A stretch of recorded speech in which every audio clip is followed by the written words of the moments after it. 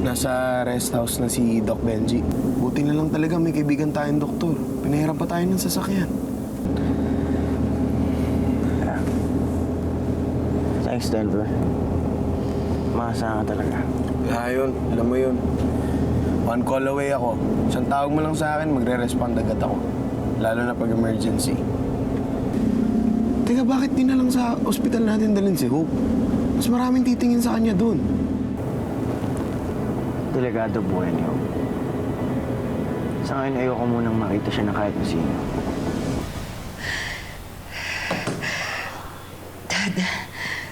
Dad, ano ba itong ginawa ko? Wala namang kasalanan yung bata. Pero tinalikuran ko siya.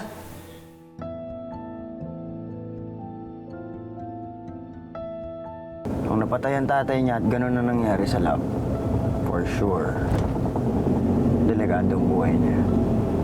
Ano ba kasing nangyari? Bakit nasa lab si Hope? At saka bakit may sunog? Di ko rin alam. Pati rin ako nalilito eh.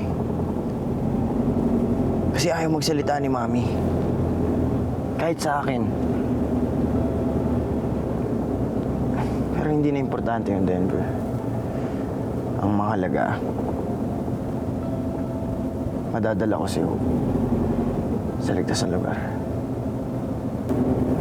Pero hindi na siya masasaktan ulit.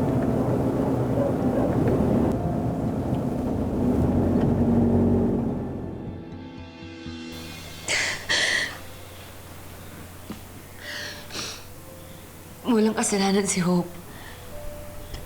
Naghangad lang siya ng pamilya. Ano ba itong ginawa ko? Dapat hindi ko siya binigo eh.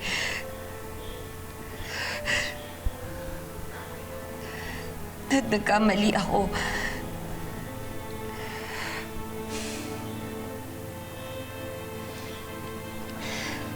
Papa, samahan niyo ako. Gusto ko siyang puntahan. Saan? Sa lab. Nandun si Hope. Tatanggapin ko na siya bilang anak ko.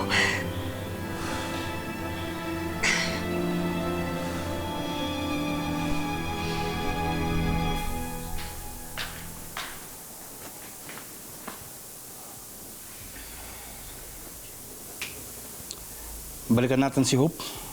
Baka buhay pa siya. Imposible mabuhay yun. Nakita mo yung sunog kanina, di ba? Maybe she's dead now.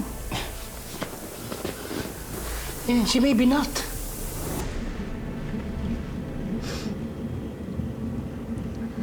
Kinakabahan ka pa rin ba? Opo. Paano kung ako naman yung talikuran ni Hope? Paano kung di niya ako mapatawad? Paano kung huli na ang lahat? Alam mo, anak, sa pagkilala ko kay Hope, dahil sa mga kwento niyo, hindi naman siya yung tipong magtatanim ng galit eh. Kaya sigurado ako, mapapatawad ka ni Hope.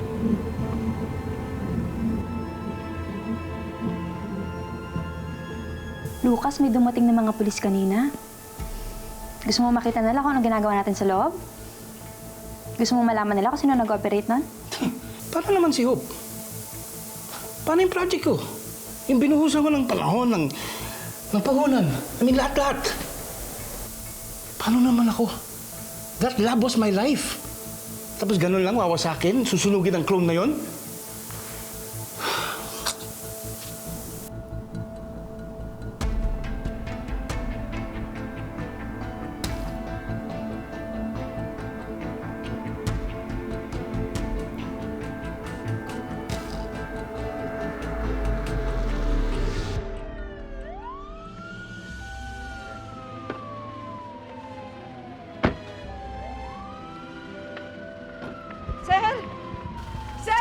Ma'am. Sir, may babae sa loob. Pakiligtas niyo naman ang si Hope. Parang ahuan niyo na, please. Sige na. Huminahon ka. Dayan. Relax lang. Papa, hindi ako pwedeng huminahon. Parang awa niyo na, kuya. Pakiligtas naman yung anak ko. Nandiyan yung anak ko! Parang awa niyo na! Hope! Hope! Hope! Sir, sigurado po ba kayo na wala kayong nakitang babae sa loob? Opo, ma'am. Wala pong nakitang katawan ng mga bombero. Na-search na rin po nila lahat ng areas ng building. So, posibleng nakaligtas si Hope? Posibleng nakala siya bago magkaroon ng sunog? Sana nga. Sana ligtas siya. Ma'am, sir. May idea po ba kayo kung kaninong property po ito?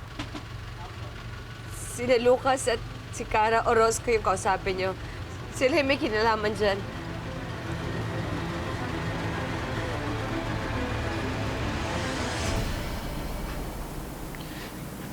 Kamusta si Hope, Doc? Okay naman. Normal naman yung results niya sa physical exam. She'll be okay. Salamat. Caleb, salamat pala sa pagpapatuloy dito sa rest house niyo. Malaking tulong. Oo naman. Parang wala naman tayong pinagsamahan. Salamat talaga. Pero gusto ko sana sa atin lang muna eh.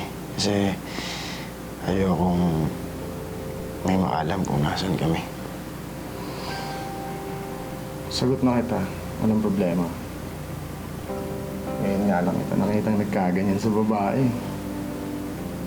This girl must be very special. Really special. Nasaan ang amo mo? Ma'am? Ilabas mo yung Ma'am, saglit amo lang mo! po. Cara! Ma'am! Ma'am Cara! Cara! Ma'am, may naghahanap po. Yeah? Miss D? Paulo Waldo? Bakit kayo nandito? Kailangan natin mag-usap.